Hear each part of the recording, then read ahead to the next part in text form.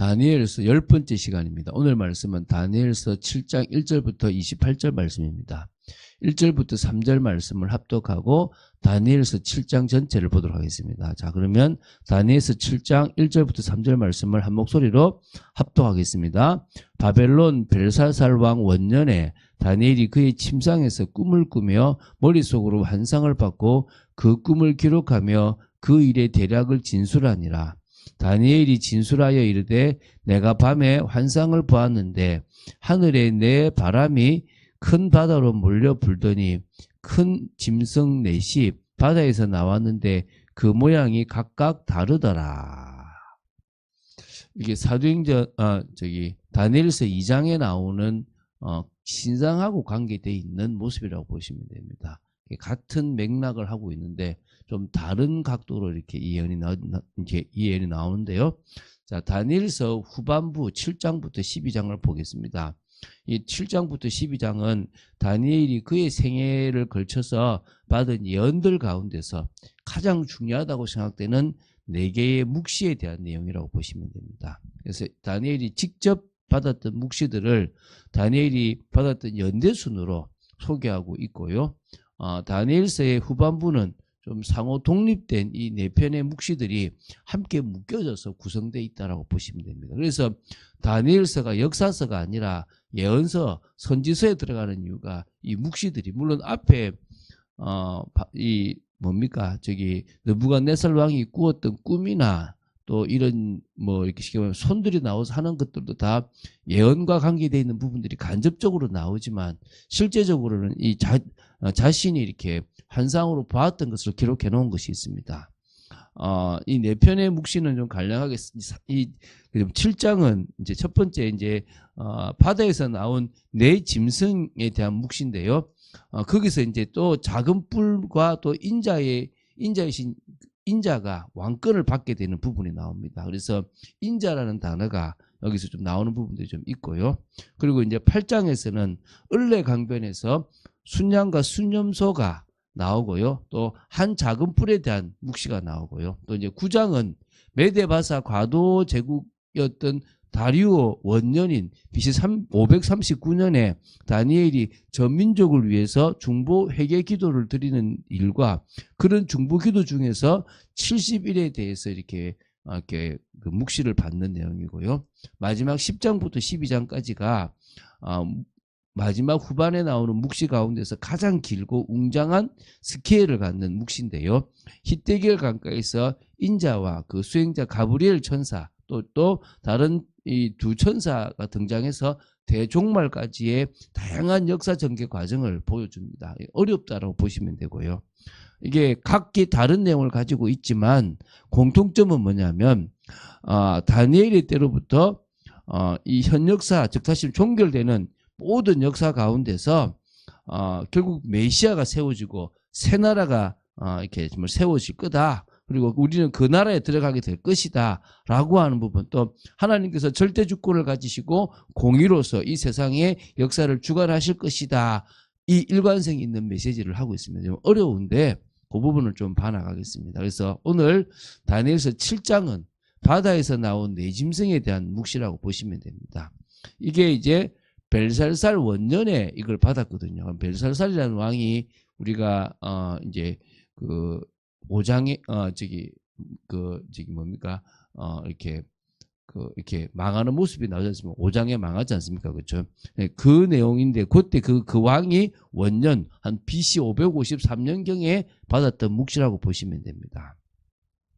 자, 제6장에 다니엘서 6장에 기록된 메데바사 과도 제국인 다리오가요, 다니엘을 이제 총리로 올리지 않습니까? 그리고 사자굴 사건이 있었는데 그 6장 거기서 그 사건에서 한 10년 전쯤에 있었던 역사로 보시면 됩니다. 그래서 이 4 짐승 중에서 이제 첫 번째 나오는 건데 다니엘서 2장에 나오는 신상과 관계되어 있는 그하고 이렇게 이어지는 나라들에 대한 꿈이라고 보시면 됩니다. 자, 먼저 1절부터 14절을 보겠는데요. 4 짐승이 바다에서부터 올라오는 그런 부분에 대한 것과 하나님의 심판과 인자에 대한 이게 영원한 왕권이 부여되는 부분입니다. 자, 1절에 말씀드렸지만 벨살살 원년에 다니엘이 그의 침상에서 꿈을 꾸며 머릿속으로 환상을 받고 그 꿈을 기록하며 그 일의 대략을 진술했다라고 이게 나옵니다. 그러면서 이제 2절부터 8절에 이제 내 짐승이 나오는데요. 자, 4절에 이제 첫 번째 짐승이 나옵니다. 사자의 형상의 독수리의 날개를 가지고 있었다. 이렇게 나와요. 사자의 형상의 독수리의 날개. 이거는 이제 금하고 같기 때문에 바벨론으로 보시면 되는 거고요. 다음에 나오는데, 그러면 이제 두 번째는 이제 5절입니다. 곰 형상의 새 갈비뼈의 꿈입니다. 이거는 지금 메데바사라고 보시면 됩니다. 그리고 이제 세 번째는 이제 6절에 나오는데요. 표범의 형상의 새의 날개를 가지고 있다라고 보시면 됩니다. 이거는 바로 이제 뭐냐면 이제 헬라 제국을 의미한다고 보시면 되겠고요. 그리고 이제 네 번째 7절 8절에 나오는데 열불과 쇠 이빨을 가진 짐승으로서 매우 강한 부분이 나오는데요. 세상에 존재하는 짐승의 형상은 아니었다라고 나옵니다. 그래서 이 넷째 짐승은 현존하는 짐승으로는 표현할 수 없는 가공할 어떤 괴물로 보이는데요. 이거는 이제 로마 제국을 의미한다라고 보면 됩니다. 그래서 이 네 짐승에 대한 해석들이 이제 뒤에 조금 나오게 될 겁니다. 이제 9절부터 10절을 보면요. 이 네 짐승을 심판하기 위해서 하나님의 심판 보좌와 그 법정의 백성들에 대한 내용입니다. 한 왕자에 앉으신 이에 대한 건데요. 다니엘이 볼 때 한 왕자가 딱 놓여 있어요. 옛적부터 계신 이가 당연히 이제 뭐 하나님이시면서 그리스도로 볼 수 있겠죠. 딱 자정하시고요. 그의 옷은 희기가 눈과 같았고요. 그의 머리털은 깨끗한 양의 털 같았으며 그 보좌는 불꽃이요. 보좌의 바퀴는 타오르는 불이었고 불이 강처럼 흘러 그의 앞에서 나왔습니다. 그러니까 우리가 생각하는 보좌와 실제 보좌의 모습은 좀 다르죠. 바퀴가 달려있다라고 합니다. 근데 그게 뭐 조그마한 일이 아니라 크겠죠. 그죠? 그를 섬기는 자는 천천히요. 그 앞에 모셔선 자는 만만이고요. 심판을 베푸는 책들이 그 앞에 펴져 있었다고 그래요. 여기에서 왕자에 딱 앉으신 이는 만군의 하나님이신 여호와고요. 뭐 그걸 또 현현하신다면 예수님이 될 수도 있겠죠. 맡기서 그죠. 옛적부터라는 것은 측정할 수 없는 어떤 때로부터를 의미하는 겁니다. 그 과거 때부터 창세 전부터 이미 계획된 거고요. 눈부신 그러니까 그분이 눈처럼 흰 옷을 입고 그의 머리가 양의 털과 같았다는 것은 하나님의 성품에 대한 어떤 거룩함을 표현하는 부분도 있겠죠. 그 보좌가 불꽃으로 되어 있다는 것은 하나님의 어미하심에 대한 상징으로 보면 되고요. 그분이 심판을 베푸셨다는 것은 하나님이 심판주다 이런 의미가 있는 겁니다. 그래서 이런 부분들에 대한 내용들이 9절 10절에 나오는 겁니다. 자, 이제 11절 12절인데요. 네 짐승에 대한 하나님의 심판의 결과로서 열불 가진 넷째 짐승이 처형을 당하고요. 나머지 세 짐승은 권세가 박탈이 되지만 한시적으로 생명을 보존하는 것 같은 부분이 나옵니다. 요 예언이 이제 어찌 보면은 조금 차이가 있는데 그건 뭐 하나님이 하시는 거니까 우리가 더 이상 많은 얘기를 할 필요가 없을 것 같습니다. 13, 14절을 보면요. 이제 인자 같은 이가 이 다니엘 7장 13절에 인자 같은 이가 하늘 구름을 타고 와서 옛적부터 항상 계신 이에게 나아가 그 앞으로 인도된다. 이 메시아라는 겁니다. 그리스도께서 하늘 권세를 타고 오신다는 겁니다. 그에게 권세와 영광과 나라를 주고 모든 백성과 나라들과 다른 언어를 말하는 모든 자들이 그를 섬기게 하였으니 그의 권세는 소멸되지 아니하는 영원한 권세요. 그의 나라는 멸망하지 아니할 것이다 라고 얘기하는 겁니다. 이게 바로 예수 그리스도의 영원한 왕권이 부여된다라는 개념이고요. 그래서 이 모든 짐승이 결국은 앞으로 나타날 대제국과 관계되어 있고 인본주의인데 그 짐승, 짐승, 인본주의는 짐승으로 표현됐습니다. 그러나 결국은 그 모든 것들을 넘어설 하나님의 나라가 왕권이신 예수 그리스도를 통해서 회복된다 이렇게 보시면 되겠죠. 이제 15절부터 28절까지인데요.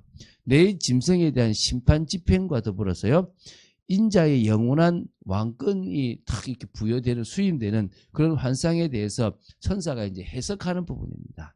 이제 15절입니다. 나 다니엘이 중심에 근심하며 내 머릿속에 환상이 나를 번민하게 한지라. 내가 그 곁에 모셔선 자들 중 하나에게 나아가서 이 모든 일의 진상을 물으니 그가 내게 말하여 그 일의 해석을 알려주며 이르되 그 내 큰 짐승은 세상에 일어날 내 왕이라. 그래서 아까 제가 말했지만 바벨론, 메데바사, 헬라, 그리고 뭡니까?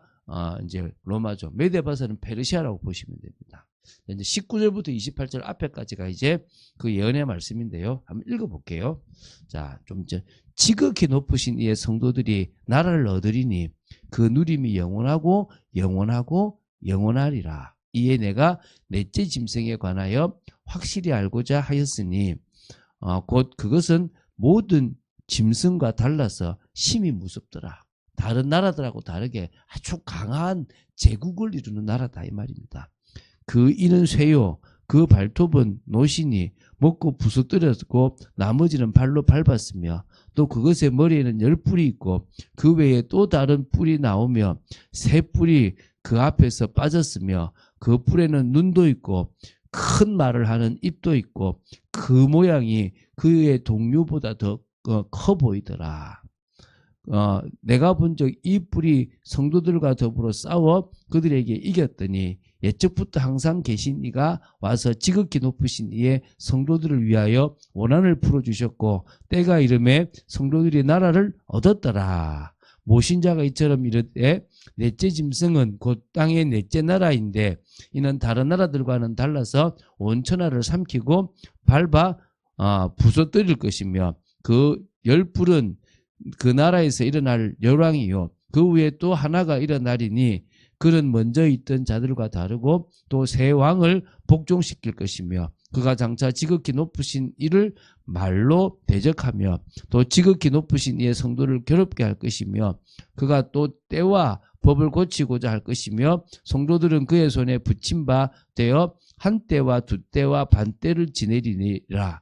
그러나 심판이 시작되면 그는 권세를 빼앗기고 완전히 멸망할 것이요 나라와 권세와 온 천하 나라들의 위세가 지극히 높으신 이의 거룩한 백성에게 붙임 바 되리니 그의 나라는 영원한 나라이라. 모든 권세 있는 자들이 다 그를 섬기며 복종하리라. 그 말이 이에 그친지라.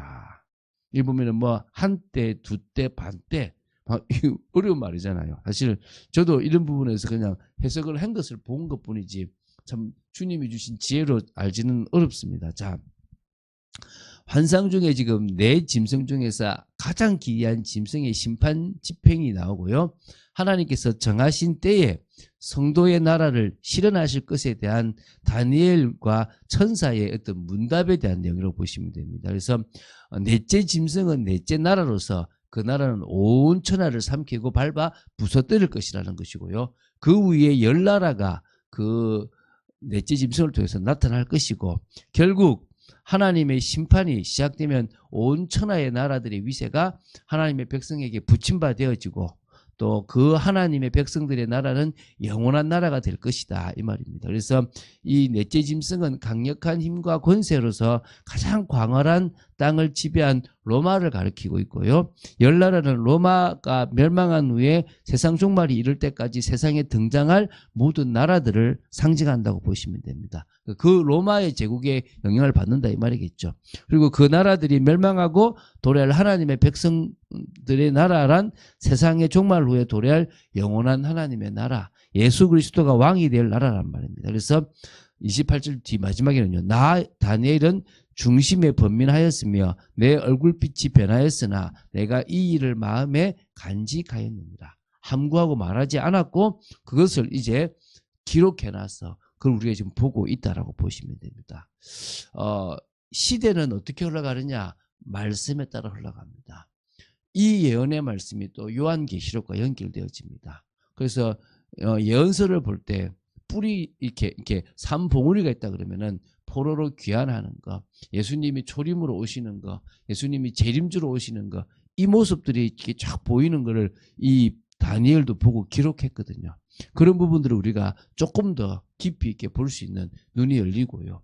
또 오늘 요 나라들과 관계있다는 부분들을 이해하시고 다음에 기회 되면 좀 주석도 한번 보실 수 있으면 좋을 것 같습니다. 그런 응답을 누린 여러분 되시기를 주 예수 그리스도님 축원드립니다. 주는 그리스도시요 살아계신 하나님의 아들이심을 고백합니다. 이 예언의 말씀을 풀려면 얼마나 많은 내용들이 필요하겠습니까?